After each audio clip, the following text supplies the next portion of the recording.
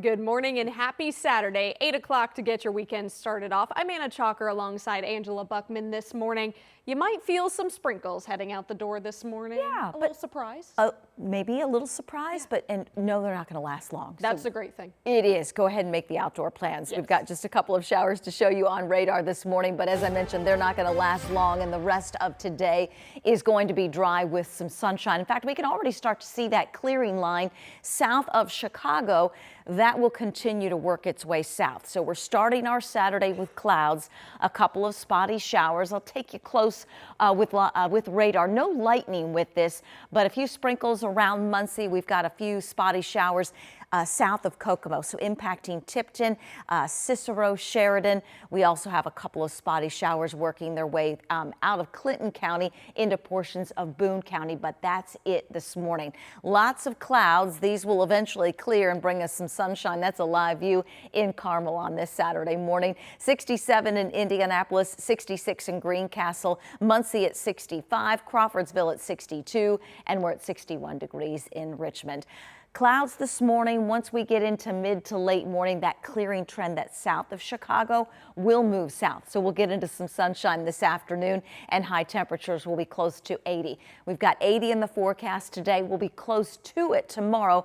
Today it's a morning sprinkle. Tomorrow it's a late day storm chance, and we're going to have to watch these closely as we are under a low threat of severe weather.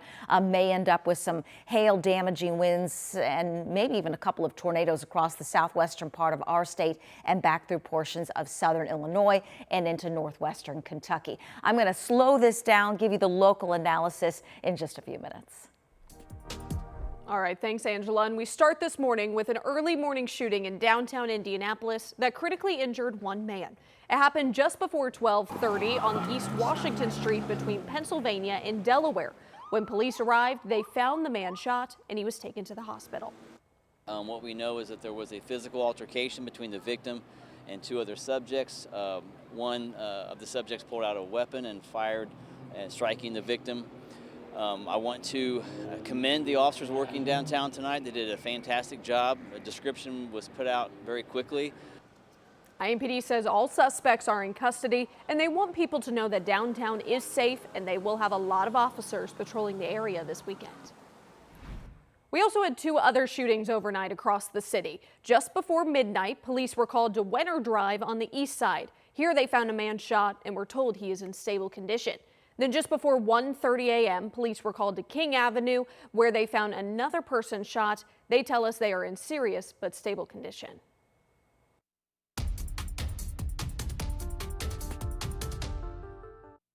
It's sure to be a big weekend for the Indiana GOP as the Republican Party is hosting its state party convention in Fort Wayne. And at the top of the agenda is choosing their nominee for Secretary of State. This two-day convention kicked off last night, and our 13 News State House reporter Emily Longnecker is there to cover it all and the action of what's quickly become one of the most watched political contests this election season. Yeah, it really has. And some of that is because there is a lot at play here on all sides of this race. We're going to get to that in a moment. But this weekend is about the Indiana GOP here in Fort Wayne, and who these delegates decide is the best person to run and win this race in November. Now, historically, that is the incumbent, the person who already has the job. But spoiler alert, that might not be the case this weekend.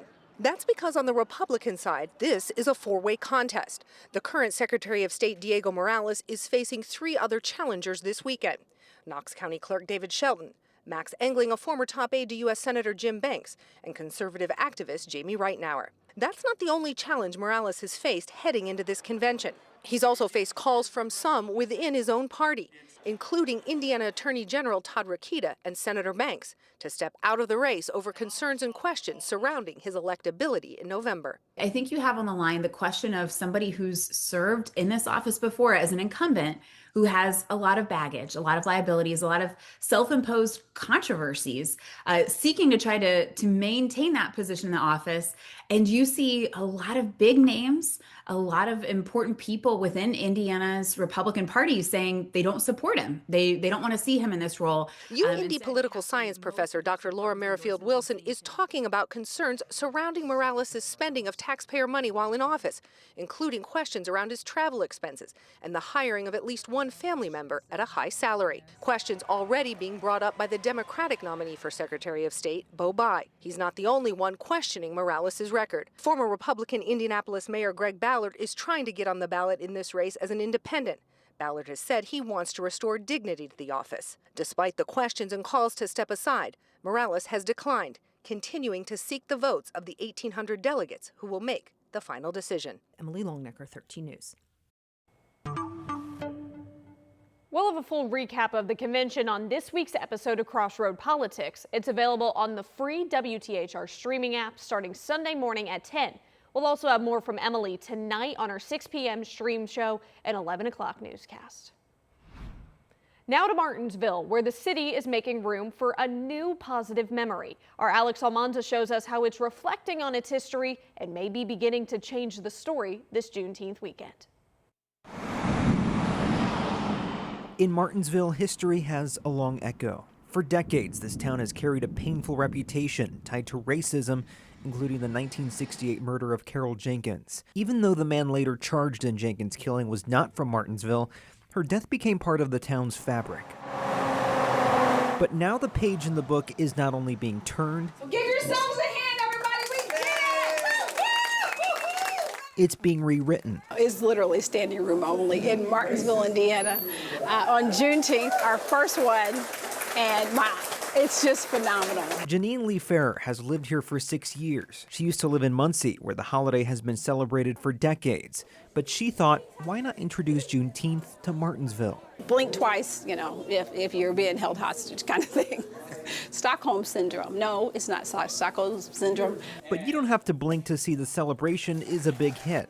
But just like I know I've changed from 30 years ago, it's good to see that Martinsville is trying to change and trying to lead a new legacy. What better way to ring in that new legacy through prayer, hugs, and the thing that brings us all together, food. To see this kind of success, Ferrer says it restores her faith in humanity. People are tired of the division. They're tired of people backbiting and being hateful and nasty. This is us coming together and saying, you know, we're taking the first step. The first step in what organizers hope becomes a new tradition in a town still working through its past. In Martinsville, Alex Almanza, 13 News. Other Juneteenth events are taking place this weekend, and happening right now is the Run for Wellness at White River State Park. Throughout the race, you can stop by local vendors and check out food options.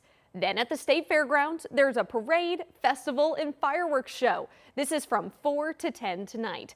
And on Sunday, celebrate with live performances from Black artists at Crown Hill Cemetery. That also starts at 4 and it'll go till 8.